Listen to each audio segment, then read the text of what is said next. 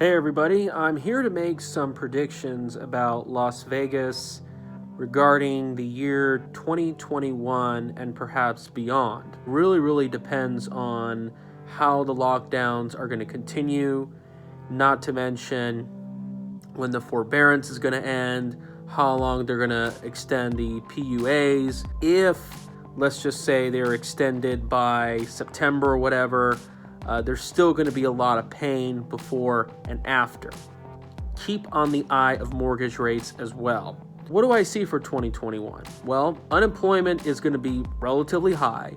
I can see it get worse, despite what the rates will tell you, because the rates are obviously pretty misleading.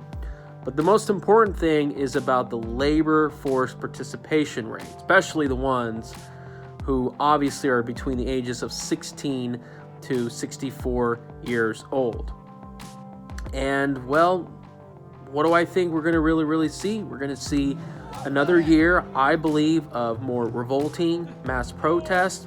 They don't have to be as bad as they were in the last 10 months or so. If the PUA begins to end, especially here in Las Vegas, I do believe that there's going to be an increasing chance of civil unrest and homelessness, not to mention a higher rate of crime. Now, there's been a lot of recent crime incidents here in the Las Vegas Valley.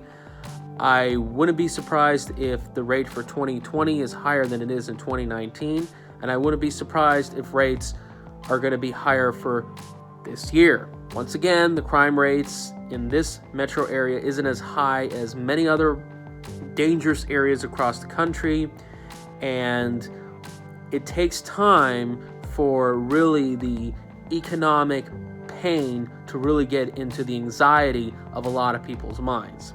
As far as the tourism economy, I can tell you that there's just going to be more closings.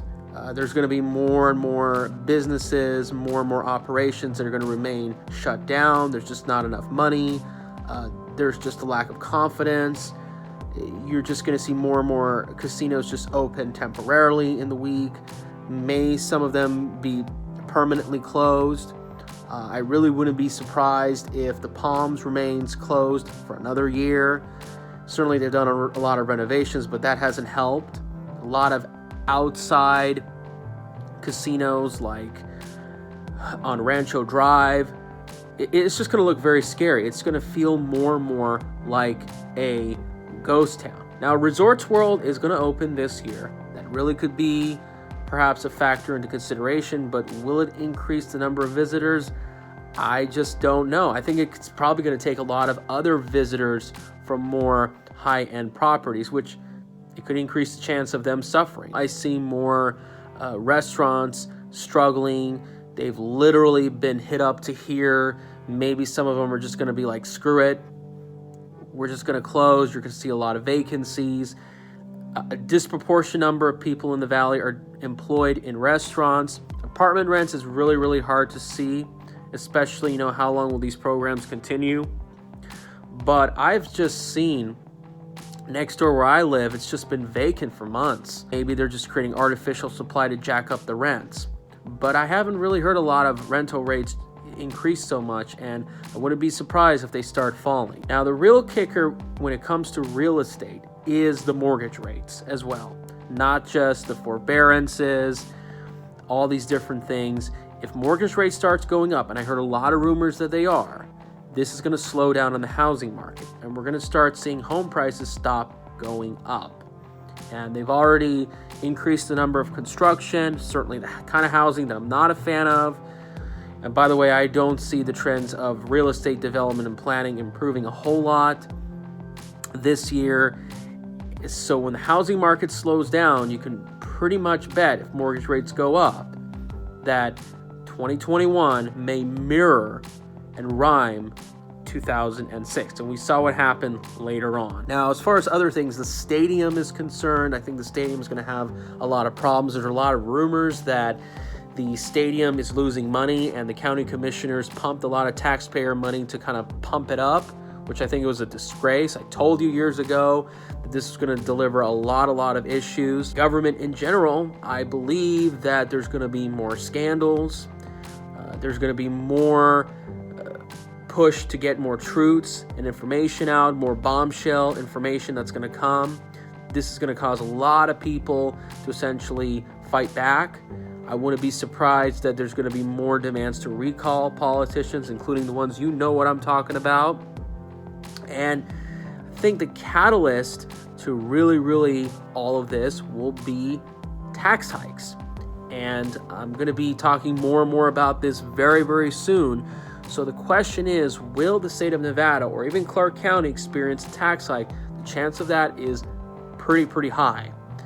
And we know that they're really talking about it on the table because, I think there's a lot of pressure to keep the highly paid public employees going, a lot of lobbyists. The question is, what taxes will they hike up most likely? I can really see that for property taxes, but there's going to be a lot of fighting going on. I really wouldn't be surprised if the county commissioners start to raise property taxes, although I'm not thinking that they're going to raise sales taxes again, but anything is really on the table. It's going to create a lot of frustration. And by the way, tax hikes can backfire. Another thing is, I've criticized HOAs a lot of times in this channel, so we want to make sure that when people can't really pay their bills, and by the way, not everybody has been able to get unemployment insurance, not everybody has savings enough to keep them afloat. So, and even though, when they don't have to pay their housing costs, people still may not have enough money to pay HOAs, and you're going to have a lot of backlash. And not to mention all these gated areas and all this other common areas that's useless and difficult to maintain. We're going to see that in a lot in trouble. The Culinary Union I can see them being in big trouble. And I think they're going to probably be on the path of dysfunction and may even be defunct because they're losing a lot of members. They just don't have enough employees to pay their dues. I don't think the casinos really can handle their pressure and demands, although you may argue that they basically run the unions, the casinos, the Murrens, the MGMs of the world, and I do believe that basically they're just like, well, we've got the use of it, now it's time for them to just throw them off the cliff. And as a result, what we're going to see is that they're going to lose their influence, lose their power. So what that also means is that this could also impact future elections to come. Not to mention technology, it's also going to play a significant role. Culinary is a very dangerous union. I don't really see them as they give a damn about their workers. They just use identity politics, pander to especially non-citizens to get what they want. And speaking of non-citizens, they disproportionately use our public schools. So what this also means is that there's going to be a lot of funding cuts for public schools.